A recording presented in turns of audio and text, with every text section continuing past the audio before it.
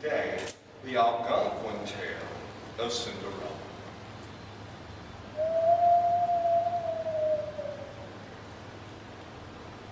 Once there was a great hunter, and the hunter was good at what he did.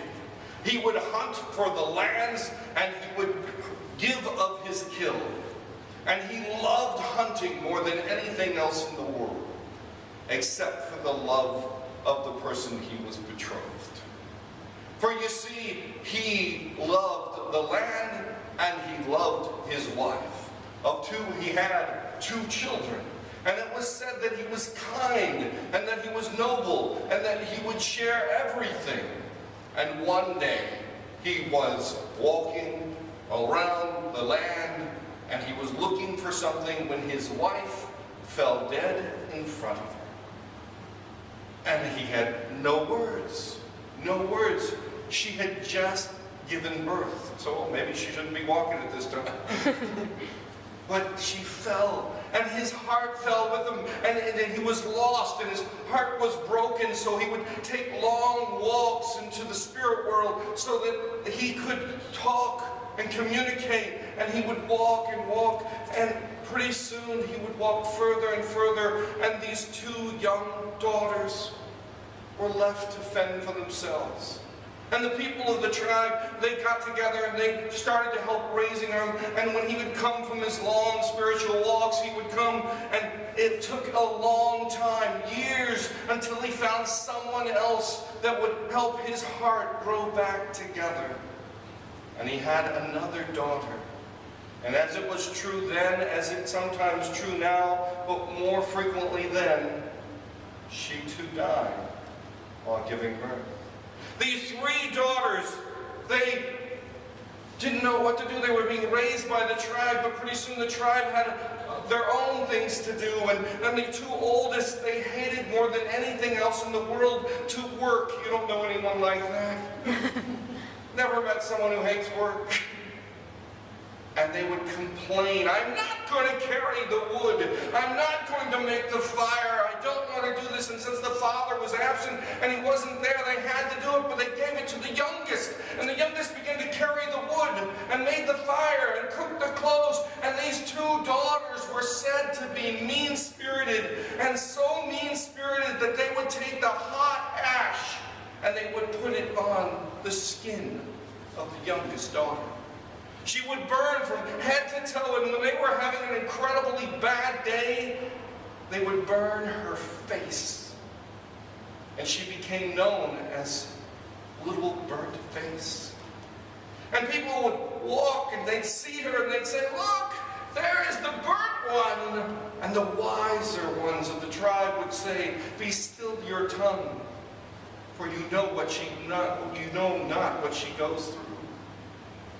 And then still some people would chide her, but I've only told you about one side of the river. On the other side of the Cordi River, there was said to be a man that was half man and half invisible.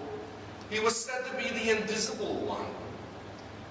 And one day, he spread like currents on a wave, ripples in a wave, like rumors and gossip. It came to this village where these daughters came that he wished to marry.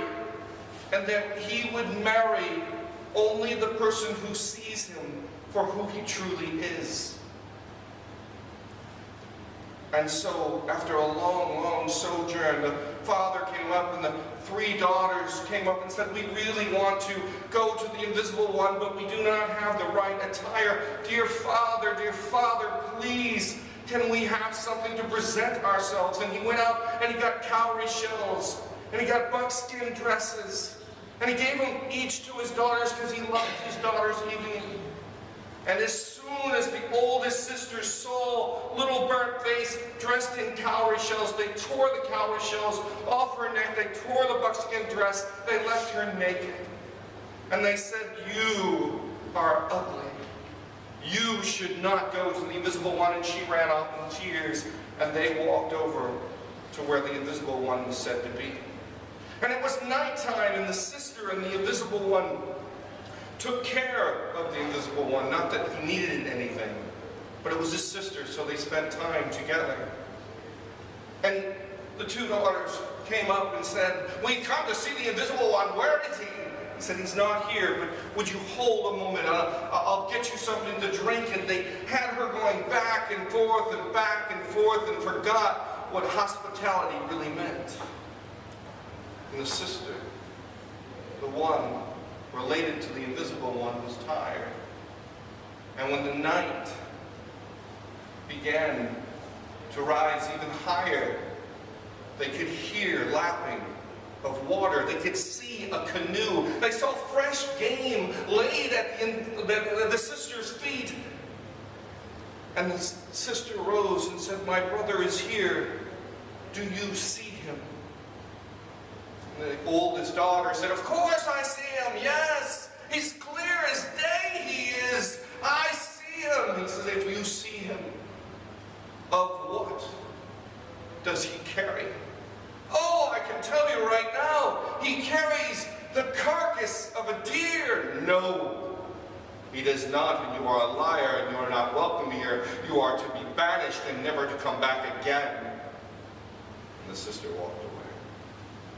And the next sister is, "Well, I can see him, no problem, right there. It's clear as day. Of what does he carry on his back?" "I'll tell you one thing. It's not the carcass of a deer." He said, "No, it's a buck. It's a large buck with large antlers." "No, that is not true. You are banished as well." And they were angry. And they came back so angry. And little Burnt-Faced had pleaded once again to her father that she wanted to present, but the only thing he had was his moccasins, and they were 6 times the size of her feet, and put them on her feet. And she went to the white birch bark tree, and she said, "Dear white birch bark, may I borrow from you so that I can present myself to the invisible one," and tore off strips of the bark and laid it around their body. And when the two sisters came in, they saw her white birch, they saw the moccasins, and said, "You are hideous, you are ugly, be gone from my sight." And they were angry, and they pushed her in the fire, and it was burnt white birch bark. And they said, be gone, you are banished, you should be the one." And they walked, the little Burnt-Faced walked into the village, and the people were saying, "Look, it's a walking tree, a burnt tree." And the older one said, "Be still your tongue. You know not what she has lived." And tears ran down her face, and the dark was fast approaching, and it came to the place where the sister was, but the invisible one wasn't there, and the sister was still tired, and said, "Can I help you?" He said, "Yes, I've come to see the invisible one." He said, "Well, my brother is not here. Can I get you something?" And the little Burnt-Faced, the girl, looked at her and said, "No, sit down. Can I get you something?" And they laughed, and they told stories, and stories made them less of strangers. And she told of her brother and all the magical things that he could do, and the fresh game that they had just eaten, and they laughed. But as the stories continued, she started to think, I am little Burnt-Faced. I am not worthy to present myself to such a wonderful man, or a wonderful God, or whatever he calls himself. And at that point it was getting darker, and the lapping of the water, and she could see the canoe, but she kept her head down. And the sister held her and said, "My brother is here, do you see him?" And she lifted up her eyes, and when she looked, she saw blinding light, and she looked and she said, "Yes, I see him, and he is the most beautiful creature that I have ever seen. If you see him, of what does he carry on his back?" And she stood in silence, and she stood in awe, and she looked and she said, he carries all the stars in the universe.